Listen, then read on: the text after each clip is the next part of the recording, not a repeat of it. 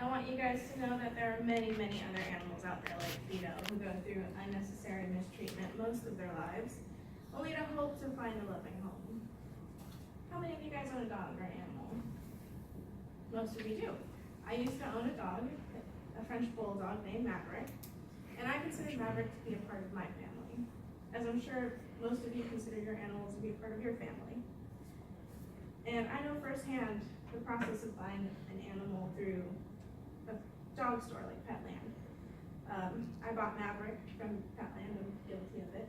And while Petland claims to follow USDA regulations on their breeding of dogs, I now realize how wrong it is to buy a dog from a company that profits millions off of selling and breeding puppies. So during these next few minutes, I'm going to define what puppy mills are, explain to you guys the dangers that come with the puppy mills, and provide some simple solutions on how to avoid supporting or buying from puppy mills.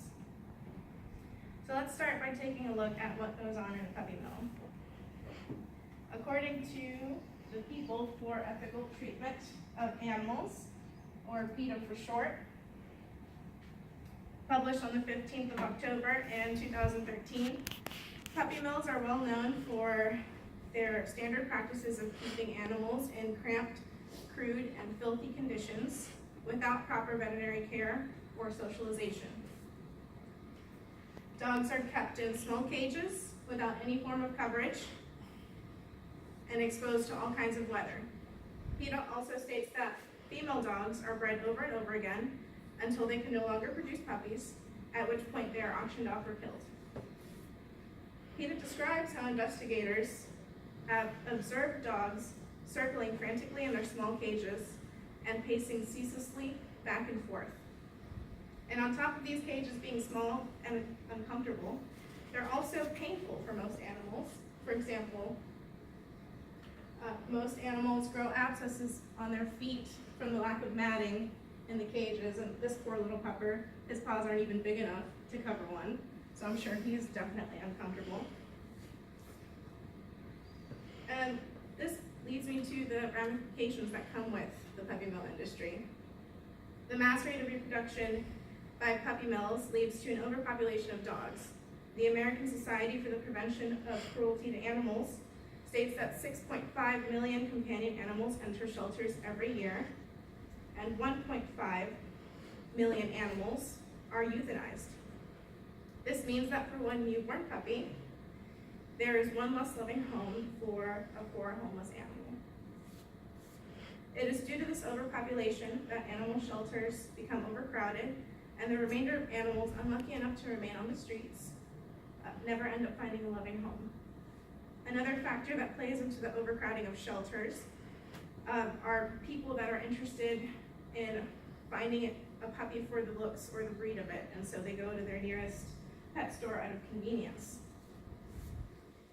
And now that you guys understand some of the ramifications that come with the deplorable puppy mill industry, let me provide some simple solutions that everyone can take part in. There are three major ways to end the puppy mill industry, and those are to adopt, volunteer, and donate to your local shelters. The first and most involved option would be to adopt, if anyone's looking to expand their family. Adoption is the best way to find a lifelong companion, and adopting based on solely finding that companion rather than the looks or the breed of it proves for a more long-lasting and intimate relationship with your animal. Adopting not only helps you find the perfect fit, but it helps the shelters reuse that space for another dog who may need it. The second option would be to volunteer at your local shelter. Shelters overall need more resources, so who better than for you guys to go out and help give these animals the love and attention that they need, much like us humans do. I myself volunteered at the Orlando Humane Society over by Millennium Mall, and a big part of my job was to make sure that dogs got their physical and daily exercise. I also helped anyone there looking to adopt with any questions that they had, and all I had to do was apply online and attend a day of orientation. However, I know that we're all in like college schedules and we all pretty much work every day, so if you don't have time to volunteer, you can always donate. And most people think, oh, well, if I donate, I have to donate money. Well, that's not true.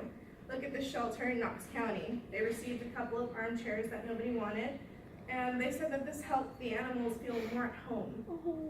It gave them a little comfy bed to sleep on. And let's say you're a photographer. You can even go and donate your services to the shelters, take cute pictures of the animals, and help them get adopted. And of course, if you have the money to spare, you can always go to your local shelter's website and donate there. And of course, I know all of us are pretty much broke, let's be honest. So if you can't even spare a single dollar, let Amazon do it for you. Have you guys ever heard of Amazon Smile?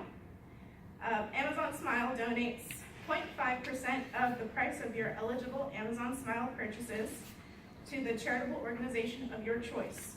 All you have to do is visit smile.amazon.com, sign into your account, click the tab under your Amazon Smile, and search for the charity of your choice. And there are many charities that you can pick from. It doesn't have to be a shelter, although that is what I want you guys to do. And you can change it every day. It doesn't have to be the same shelter. It could be a different shelter.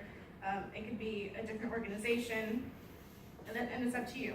It'll tell you how many orders you've had, how much money you've generated, and how much the charities have received to do this. So if we all practice these simple solutions to adopt, volunteer, and donate, the world for these hopeless animals would be flipped completely upside down. Instead of living in fear and isolation, they would all live a happy and stress-free life, as I'm sure they would help you live a happy and stress-free life. So don't be impervious. Go out and do something today.